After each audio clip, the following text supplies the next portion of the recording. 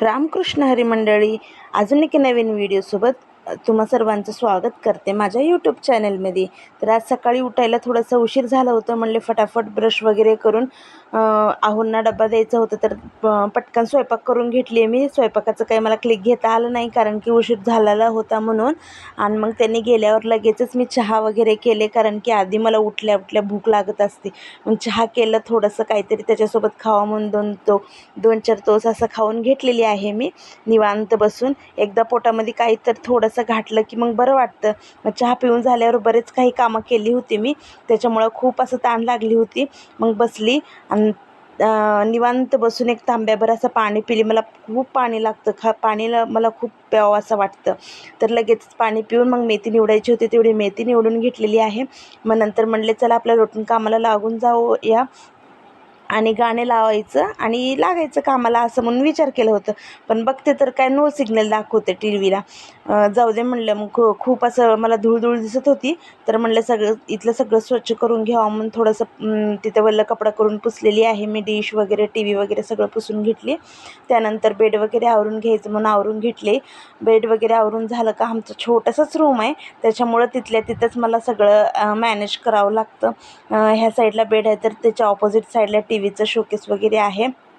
मी असं बेड वगैरे आवरून घेऊन झाले की लगेचच झाडू वगैरे मारून घ्यावं म्हणलं. झाडू मारले, आतलं बाहेरलं सगळं किचन आणि हॉल वगैरे सगळं झाडू मारून म्हणलं दारासमोरचं तर झाडू मारून घ्यावं म्हणलं. आणि दारासमोर पण एवढं काही स्पेस नाही आहे, 2च फरशाची अशी गॅलरी आहे, म्हणजे शेजारी लगेच दुसऱ्यांची रूम आहे. त्याच्यामुळं बाहेर काही स्वच्छ करायला मला वेळ लागत नाही. 2 फरशांना किती वेळ लागणार आहे आपल्याला स्वच्छ करायला. मग तसं म्हणून दररोज मी सकाळी झाडू मारून घेऊन एकदा पुसून घेतल्यावर वल्ल्या कपड्याने बाहेरचं काम होऊन जातो. तसं मी चौकटीमध्ये दररोज रांगोळी काढत असते. छोटंसंच आहे, पण मला रांगोळी काढायला खूप आवडतं. झाडू मारल्यावर मग लगेचच स्वच्छ करून घ्यावं म्हणून फरशी पुसायला घेतलेली आहे. पण बघा, मॉप आहे माझ्याजवळ, तसं मॉपनी मला व्यवस्थित पुसताच येत नाही. कानाकोपऱ्यामध्ये हात जात नाही, म्हणजे मॉप जातच नाही. त्याच्यामुळं मला हातानेच पुसावं लागतं. सगळं कोपऱ्याचं कचरा, धूळ वगैरे साचलेली असते तर सगळं काढून घेत असते. त्याच्यामुळं मी हातानेच पुसत असते फरशी वल्ला कपडा करून. मला तसं पुसल्याशिवाय जमतच नाही, सवयच लागून गेली हाताने पुसायची. मग सायकल वगैरे सगळं घरच, कारण की घरीच असतं, कारण की मुलं वगैरे खाली खूप खेळत असतात पार्किंगमध्ये. कोणता मुलगा काय त्याचं खराब केल्यावर काय करायचं. आणि एकदम एवढी महागडी सायकल 15,000ची आहे, त्याच्यामुळे मी खाली ठेवत नसते. शनिवार रविवारी मुलं खेळत असतात खाली. मग पुसून वगैरे झाल्यावर लगेच दरवाजामध्ये रांगोळी काढून घेतलेली आहे. रांगोळी काढून झाल्यावर लगेच आंघोळ वगैरे करून घेतली मी. आंघोळ करून झाल्यावर मग किचन वटा आवरायचं होतं. किचन वटा वगैरे आवरून घेतलं. भांडे खूप सारे पडले होते बघा तुम्ही. स्वयंपाक, नाश्ता, चहाचे वगैरे भांडे सगळे होते. तेवढे सगळे भांडे आवरून झाल्यावर माझे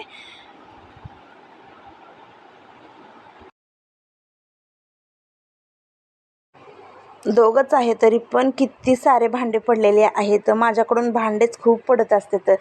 सारखं आहो म्हणतात की तू खूप सारे भांडे टाकत असतेस, एवढे भांडे वापरायचे असतात का दोघांच्या स्वयंपाकासाठी. पण काय करू, माझ्याच्याने सारखं भांडेच जास्त पडत असतात.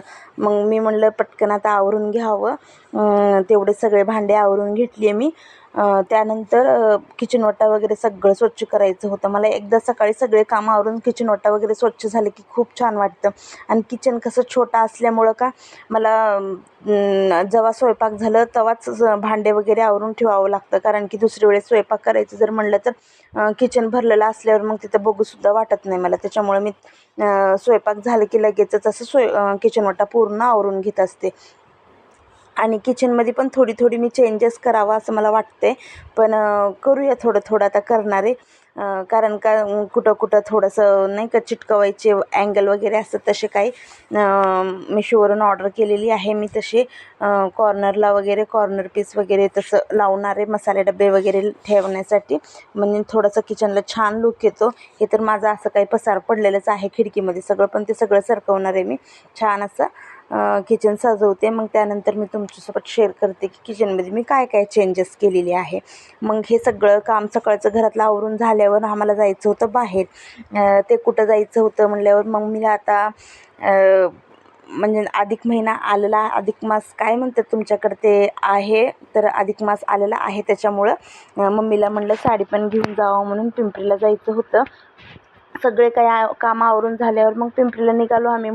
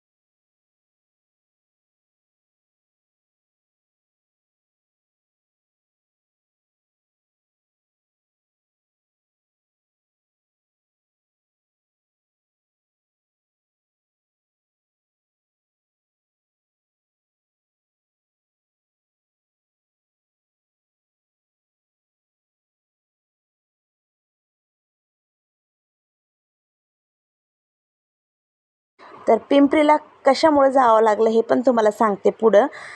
आता अधिक मास चालू झालेला आहे, धोंड्याचा महिना म्हणतात आमच्याकडं. तर आईनं मुलीला जोडवे करून द्यायचा असा नियम आहे आमच्याकडे.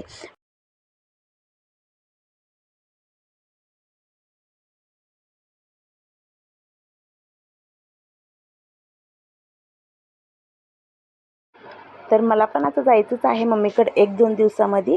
तर ती जोडवी मला करणार म्हणल्यावर मी पण काहीतरी माझ्याकडून छोटंसं गिफ्ट द्यायचं असं म्हणून विचार केली होती. म्हणून मम्मीसाठी मला 2 साड्या आणायला जायचे होते. त्याच्यामुळं मला जायचं होतं पिंपरीला.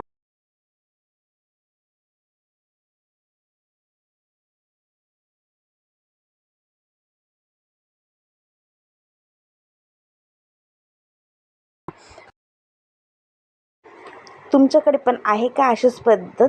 अधिक मासामध्ये जोडवे वाढवून करायचे असे म्हणून आमच्याकडे तर आहे. नक्की मला कमेंट करून सांगा.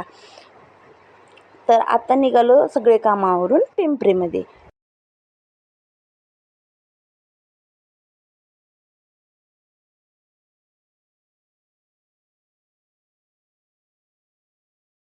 तर बाहेर निघालो तर काय अहो म्हणल्याप्रमाणेच भयंकर असं ऊन होतं. तर कसं कसं आलो जाऊन उन्हामधून, पण आणले की लगेचच म्हणले चला तुमच्यासोबत शेअर करावं. छान असे 2 कलर मी चॉईस केलेले आहे. मला खूप आवडले साड्या, पण महाग पण बसलेत असं मला वाटतं. पण प्राईसच्या मानाने ठीक आहे, क्वालिटी पण तेवढी छान आहे. हे आहे साडी प्युअर बनारसी. मला 3200ला साडी बसलेली आहे.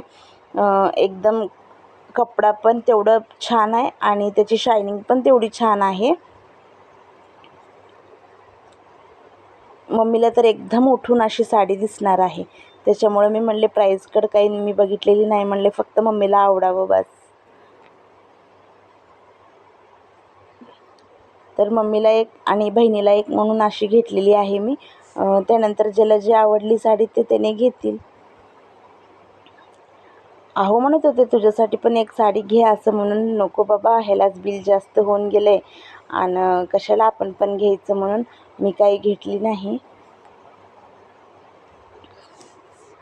काहीतरी मम्मीला छोटंसं गिफ्ट आपल्यापासून म्हणजे आपल्यातर्फे तिला जर दिलं तर किती असं आनंद वाटतो. हे मी जे शिवणकाम करते त्याच्यावरून जे पैसे मी जमा केले त्या पैशाने मम्मीला काहीतरी घ्यायचं असं माझं म्हणणं होतं, म्हणून मी घेतलेली आहे. कसे वाटले साड्या तुम्हाला नक्की मला कमेंट करून सांगा. आणि तुम्ही पण तुमच्या आईला कधी असं गिफ्ट दिला का नक्की मला कमेंटमध्ये सांगा. आणि व्हिडिओ माझ्या आवडल्यास नक्की लाईक करा.